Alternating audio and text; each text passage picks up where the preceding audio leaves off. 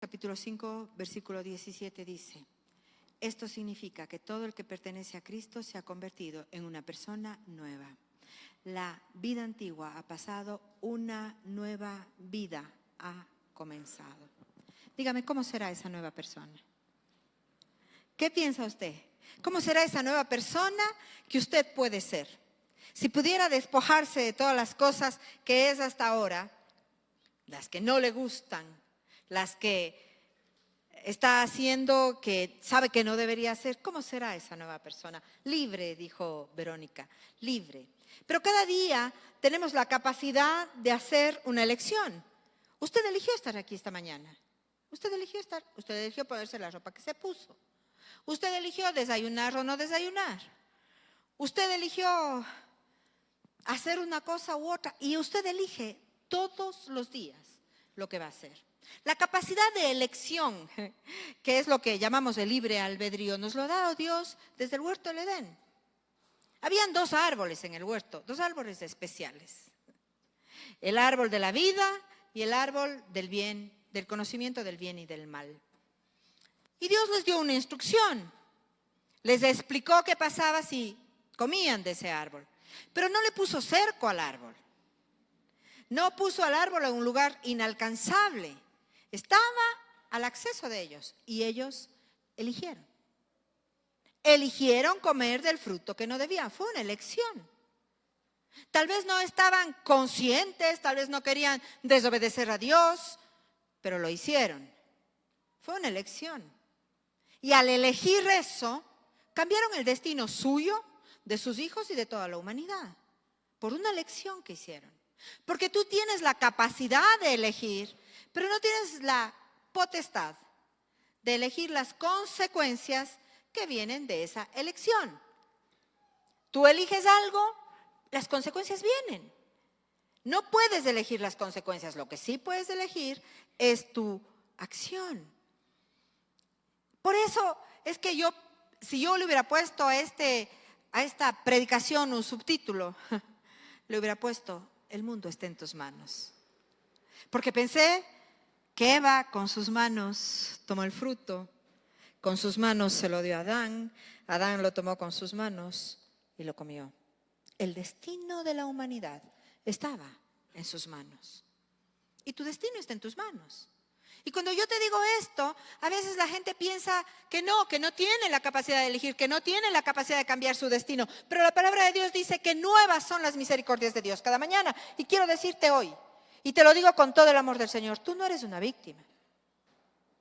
Tú tienes la capacidad de cambiar tu vida, de reprogramar tu destino y de elegir. Tú tienes la capacidad de hacerlo. Que sea más cómodo no hacerlo, estoy de acuerdo. Que sea más fácil quedarte como estás en tu zona de confort, estoy de acuerdo. Pero nadie que progrese en esta vida lo hace estando en la zona de confort. Hay que salir, hay que ir más allá. Yo quiero bajar de peso. ¿Qué tengo que hacer? Elegir cambiar mis hábitos. Tengo que comer de manera diferente. Tengo que hacer ejercicio. Tengo que tomar más agua. Pero no basta que yo quiera bajar. Si no hago nada para bajar, yo puedo tener un pensamiento positivo, porque a veces la gente le da tanto énfasis al pensamiento positivo. Yo puedo tener un pensamiento positivo, yo puedo visualizarme flaca. Pero si no cambio mis hábitos, no sucederá, porque no funcionan así las cosas. Hay que hacer. Yo estaba pensando en eso. La clave está en tus acciones. Santiago capítulo 1 versículo 22 dice: no se contenten solo con oír la palabra, pues así se engañan ustedes mismos. Llévenla a la práctica. ¿Qué dice? Llévenla, o sea, oyes la instrucción y la llevas a la práctica. Y si en los 3 días después de oír la instrucción no la pones en práctica, no la pondrás nunca, según las estadísticas.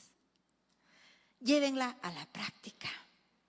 El que escucha la palabra pero no la pone en práctica es como el que se mira el rostro en un espejo y después de mirarse se va y se olvida enseguida de cómo es. Pero quien se fija atentamente en la ley perfecta, me encanta. ¿Quién se fija atentamente en la ley de la perfecta libertad? Porque Dios te da libertad. En la ley de la perfecta libertad y persevera en ella, no olvidando lo que ha oído, sino haciéndolo.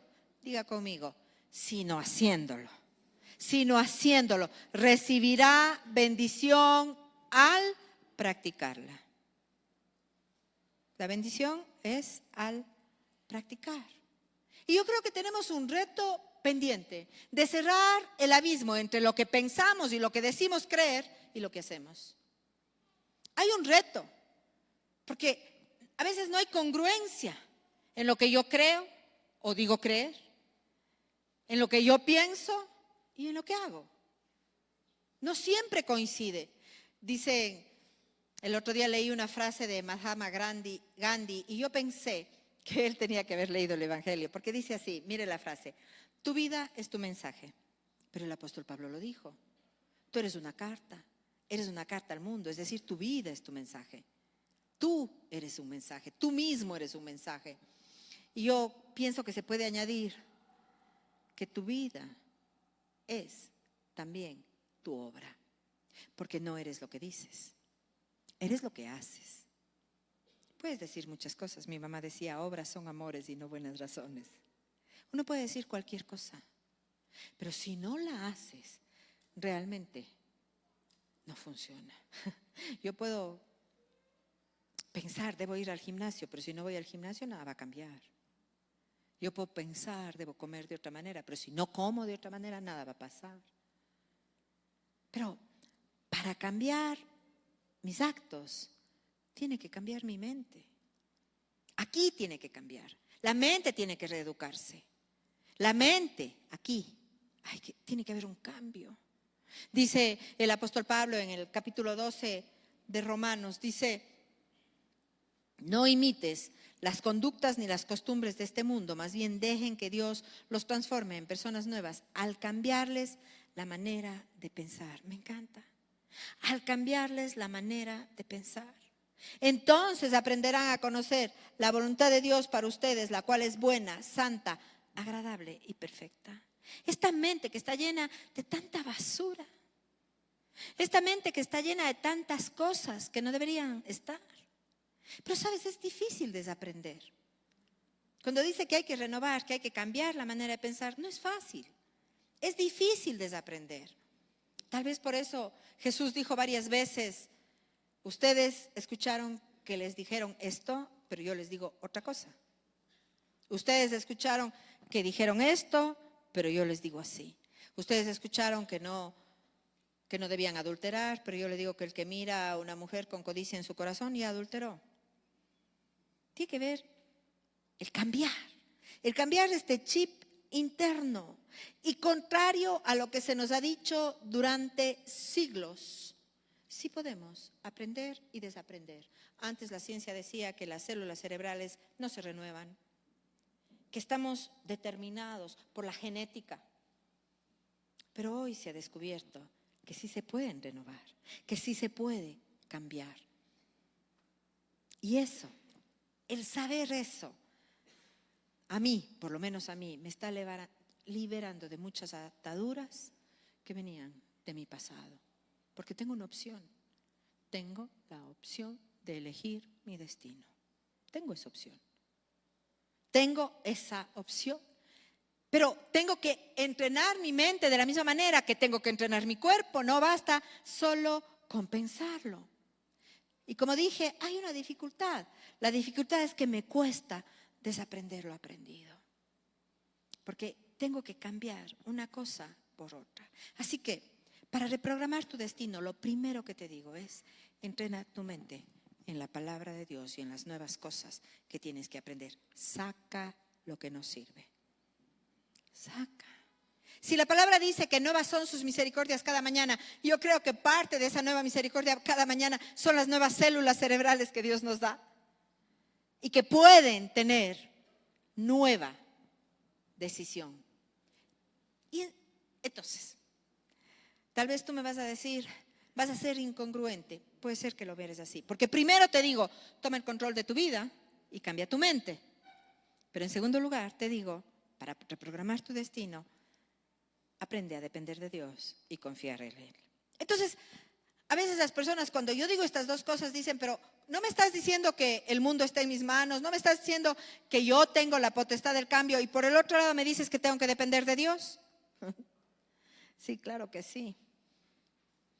Porque si tú piensas que tienes el control de tu vida, vivirás estresado, nervioso, enfermo. Cuando llegó la pandemia, ¿sabes? Todo el mundo sintió que había perdido el control, pero nunca tuvimos el control. Nunca tenemos el control. No somos dueños. Hay cosas que suceden sin que tengamos el control. Entonces, ¿cómo me estás diciendo que yo tengo que tomar el control de mi vida? Sí, al elegir por Dios y por su dependencia, es tu primera elección para tener el control sobre tu vida. Es la primera elección, la primera de todas las elecciones que vamos a hacer. ¿Sabes? Desde el huerto del Edén, cuando Adán y Eva cambiaron el huerto, en el huerto ellos no estaban preocupados por lo que iban a comer. Tenían a la mano. Pero después, el cerebro del ser humano se reprogramó para pensar solamente en sobrevivir. Lo que la gente dice, con el esfuerzo de mi mano he hecho esto. La gente dice, nadie me ha regalado nada. Yo lo he hecho. Perdón, ¿tú lo hiciste solo? Sí, yo lo he hecho solo. Si no hubiera un Dios que te hubiera dado la fuerza, la energía, la idea, el don, el talento, no hubieras hecho nada. Por tanto, hay esa paradoja entre lo que significa tomar una decisión cada día y lo que significa depender de Dios cada día. Pero ¿sabes lo que yo veo? Yo veo que todos los días yo hablo con alguien. ¿Cómo estás? No importa si es joven o viejo, no importa si es niño, no importa si tiene plata o no tiene plata, no importa si es mamá, no importa si... La respuesta inmediata es cansado. Todos estamos cansados. Cansados. ¿Por qué estamos cansados? Porque tratamos de llevar el mundo en nuestros hombros. Y aunque a mí no me gusta lo que mi marido me dice, tiene razón. Cuando yo estoy cargada, cansada y estresada, el Jimmy me dice, Aida, tú no eres Dios. Ninguno de nosotros lo es. No tenemos la capacidad de cambiar las cosas, solo tenemos la capacidad de elegir nuestras decisiones. No, yo no soy Dios. Y yo confieso que me cuesta mucho descansar. Y me cuesta mucho descansar en Dios también. Un día fui donde mi papá cuando ya estaba viejito y le dije, papi, ¿qué hizo usted con nosotros? Porque nos hizo adictos al trabajo.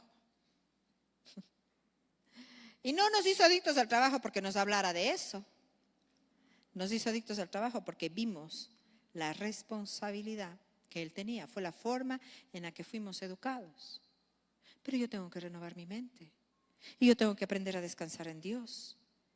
Porque de lo contrario, llega un agotamiento y cuando estás agotado, ya no sirves para más. Una de mis elecciones, una de mis decisiones para el año 2025 es aprender a descansar más en Dios. Y esto que les estoy diciendo, estas dos cosas, esta paradoja que les estoy diciendo, lo veo en aquel pasaje de Jesús cuando fue y visitó Samaria y se encontró con la mujer del pozo. De seguro usted lo sabe, está en 1 Juan capítulo 4 versículo 1 y dice así la palabra. Jesús sabía que los fariseos se habían enterado. Los fariseos se enteran de todo lo que él hace, porque los fariseos querían mantener el control y este nuevo predicador los estaba desafiando. Entonces dice, cuando Jesús sabía que los fariseos se habían enterado de que él es interesante, de que él hacía y bautizaba más discípulos que Juan, aunque no era Jesús mismo quien los bautizaba, sino sus discípulos, así que se fue a Judea y volvió a Galilea. En el camino tenía que pasar por Samaria, entonces llegó a una aldea samaritana llamada Sicar, cerca del campo que Jacob le dio a su hijo José. Sicar era un lugar peligroso. ¿Usted sabe lo que es un sicario? Sicar.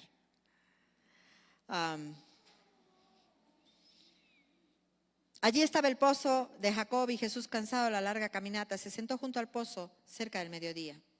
Ahora, no es la primera vez que yo leo y predico sobre este pasaje. He predicado sobre la mujer del pozo, el cántaro vacío, el séptimo hombre, sobre el paso de Jesús por Samaria, de que los judíos no se llevaban por los samaritanos. He predicado 20 veces este pasaje y he escuchado muchas prédicas de este pasaje. Pero cuando empecé a leerlo esta semana, que estaba en mi tiempo de ayuno y oración, Dios me habló. Dios me habló claramente. Y fui al texto y vi algo que no había visto antes. Vi que Jesús no permitió ser controlado por los fariseos. Fariseos, saduceos, todos los que manejaban la parte de poder, querían controlar a Jesús. Querían controlar ese nuevo predicador, querían controlarlo, querían que él se meta en su agenda. ¿Y sabes qué hizo Jesús? Se levantó y se fue. Él no iba a caer en el juego de poder de los demás. Él estaba tomando el control de su vida. La única agenda que Jesús iba a llevar es la agenda de su Padre. Y yo creo que en los días de Jesús los políticos, al igual que hoy, tenían al pueblo dividido. Eres de aquí, eres de allá, apoyas a los romanos, apoyas a los unos, apoyas a los otros. Tenían al pueblo dividido. Y para ellos no les importaba lo que tenían que hacer o decir, como hoy. Pero tú tienes la capacidad de elegir cuál será tu reacción. Tú tienes la capacidad de enredarte en un pleito, en una situación, o de meterte en la agenda de otra persona, o elegir la agenda de Dios. Y eso fue lo que Jesús hizo. Eligió. Yo no me voy a quedar aquí. Pero también veo otra cosa. Se dice que este rato uno no puede creer en ninguna noticia, ni aunque uno vea a una persona hablando allí en el internet, no puedes creer porque con la inteligencia artificial te hacen decir lo que quieran decir, ¿verdad? ¿No es así? Fake news o noticias falsas habían desde esa época. Porque dice que los fariseos dicen, Jesús bautiza, y Jesús no bautizaba. ¿Qué pretendían con eso? Dividir a Jesús de Juan el Bautista. ¿Recuerda usted cuando los discípulos de Juan el Bautista dijeron, mira, ese está bautizando? Crear división. Recuerda que el diablo siempre va a dividir. Siempre va a dividir. Gracias a Dios, Juan el Bautista dijo, es necesario que él crezca y que yo baje. No cayó en el juego de ellos. Pero a veces sí caemos en el juego de los demás cuando nos dicen cosas así. Mira que esa persona está hablando de ti, mira que esa persona está haciendo, y caemos en el juego en lugar de elegir lo que Dios nos ha pedido que elijamos. Entonces, Jesús no permitió ser confinado a cualquier ideología o cualquier partido. Y yo quiero predicar de ese Jesús, que habiendo sido presionado por todos los lados, desde afuera, escogió ser guiado desde dentro. El Espíritu Santo de Dios lo guiaba y la agenda que él iba a seguir era la agenda de su Padre y no la de lo que los demás le imponían. Así que tomó la decisión y dice la Biblia que él tenía que pasar por Samaria. Es interesante. ¿Por qué tenía que pasar por Samaria? ¿Era obligatorio? ¿Alguien le estaba obligando? Hubo una votación de todos los discípulos, así democracia, y dijeron vamos por Samaria. No, ni era popular el pasar por Samaria. Los judíos, como ya hemos aprendido, preferían dar un camino y una vuelta y caminar 6 días en vez de caminar 3, para no pasar por Samaria. Pero él eligió, no porque Pedro le dijo, no porque nadie le dijo, porque él eligió buscar una oportunidad quizá para predicar el Evangelio a un pueblo que no había sido alcanzado. Ahora, él eligió esto, quiero decirte. Y esto es algo que yo sentí desde el segundo culto decirle a alguien, no sé a quién. Él no rodeó el problema. Él no dio vueltas. Él lo confrontó. Tal vez tú tienes una conversación pendiente. No la evadas. Gran parte del estrés que tenemos es por no enfrentar los retos que debemos enfrentar. Él no se dio vueltas. Fue directamente allá. Creo que todos nosotros tratamos de evitar ciertas áreas. Y a veces esa es la razón por la que nos cansamos más. Pero Dios quiere que las atravesemos, que las enfrentemos. Deja de dar vueltas. Si tú sabes lo que tienes que hacer, hazlo. Hazlo ya. No lo evadas. Sal de tu zona de confort. Porque si das vueltas y vueltas y vueltas, te desgastas. Todos tenemos que pasar por áreas que no nos gusta pasar. Todos nosotros. Los estudios de hoy dicen que la gente se estresa cuando siente que no tiene el control de su vida. Y a veces no tenemos el control de la vida porque no tomamos la decisión. Simplemente no tomamos la decisión. A veces pensamos que la otra persona tuvo buena suerte. A mí siempre me dicen, qué suerte que ustedes tienen de tener una familia unida. Y yo me río, suerte no es. Es interesante porque parece que la buena suerte va con aquellas personas que deliberadamente eligen hacer ciertas cosas. Es decir, que es tu elección. Desde lo externo, Jesús tiene la presión de los fariseos, pero Él no es controlado por eso. Él, lo repito, está guiado por dentro y tenía que atravesar Samaria, no porque fuera el mejor camino, porque allí había alguien que estaba esperando una palabra de Él. Una mujer que iba a predicar a todo un pueblo en el cual muchos se convertirían por esa palabra. Y llega al pozo. Dice el versículo 5, llegó a un pueblo samaritano llamado Sicar, cerca del terreno que Jacob le había dado a su hijo José. Allí estaba el pozo de Jacob. Jesús, fatigado del camino, se sentó junto al pozo. Era cerca del mediodía. ¿Por qué se sentó Jesús junto al pozo? Porque estaba cansado. A mí me cuesta sentarme junto al pozo cuando estoy cansada. Es como que sigo haciendo. Me cuesta descansar, me cuesta confiar, me cuesta sentarme y esperar que Dios haga, me cuesta. Pero también es importantísimo saber a qué pozo me acerco. Ahora, aquí dice que Jesús se acercó al pozo que Jacob le había dado a su hijo José. ¿Sabes por qué? Padres, tú abres algunos pozos y tus hijos te verán. ¿A qué pozo te acercas cuando estás pasando una necesidad, cuando estás estresado? Tus hijos sabrán si decides dedicarte a una buena farra porque estoy cansado y estresado y necesito descansar. O tus hijos sabrán si te acercas a Dios y buscas en Él cuando estás cansado, cansada y necesitas descansar. Ellos van a ver. Tú tienes que abrir los pozos para tus hijos, porque ellos repetirán lo que tú estás haciendo. Jacob le dio a José un pozo. A ese pozo fue Jesús. Ese pozo, estudiar sobre ese pozo es algo maravilloso. En ese pozo lloró Dina cuando fue violada. En el mismo pozo que una mujer lloró por su deshonra, Jesús volvió a dar honra a esa mujer que llegó a ese pozo. Es bien interesante si uno analiza. Al final Jesús estaba cansado y se sentó. Depender del Padre es sentarse a sus pies, descansar en Él. Así que al tomar el control de mi vida, también tomo el control de no andar nerviosa corriendo de aquí para allá, haciendo una y otra cosa, sino calmar mi mente y descansar en Él. Ahora, Jesús tenía una inteligencia emocional, como se llama ahora, increíble. Llega esta mujer, una mujer desvalorizada, una mujer humillada, una mujer abandonada por 5 hombres y el sexto que tenía no era el marido de ella. Claro, se encuentra con el 7º hombre, Jesús. Y entonces, él, ¿cómo la aborda? Debemos aprender eso, ¿no? Mujer, dame de beber. ¿Sabes cómo la aborda? Diciéndole, mujer, tú tienes algo para compartir. No importa lo que ha pasado en tu vida, todavía tienes algo para compartir.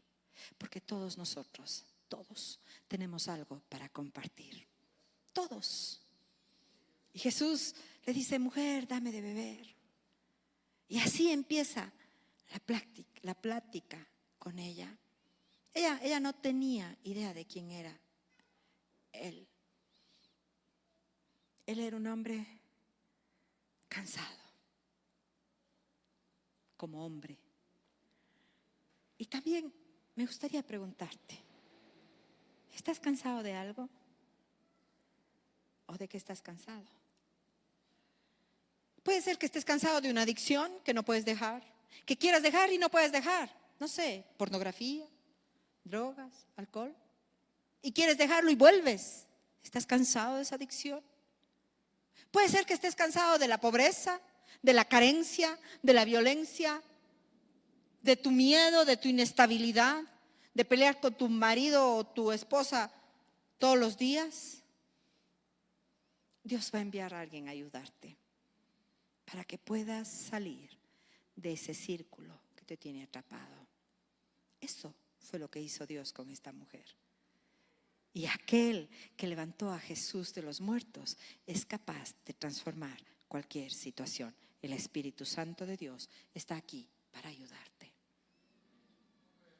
Cada uno de nosotros lidiamos con el estrés y cada persona lo hace de una manera diferente. Yo te invito a que elijas tomar la primera decisión. Elige por Jesús. Siéntate junto al pozo que jamás se secará. Esa es mi invitación del día de hoy. ¿Cuál es tu elección para cambiar tu vida, para cambiar tu destino, para cambiar tu futuro? El tuyo y el de tus hijos. El de las generaciones que vienen detrás de ti. En primer lugar, elige por Jesús. Yo me he sentado un montón de veces en pozos equivocados. Pozos que no me ayudan. Muchas veces he sentido la presión de las opiniones de los demás sobre mi vida. No me ha ayudado. Pero cuando escucho lo que Dios dice, cuando Él habla a mi corazón, cuando leo su palabra y escucho lo que dice, entonces estoy recibiendo esa agua de vida que regará mi corazón seco y angustiado. Así que si estás cansado por dentro, mira, no hay ninguna cantidad de sueño, porque no es cansancio de fuera, es cansancio de adentro. Dormir no te ayudará. Ver una serie de Netflix tampoco. Solamente te ayudará sentarte junto al pozo correcto y beber de esa agua para no deshidratarte.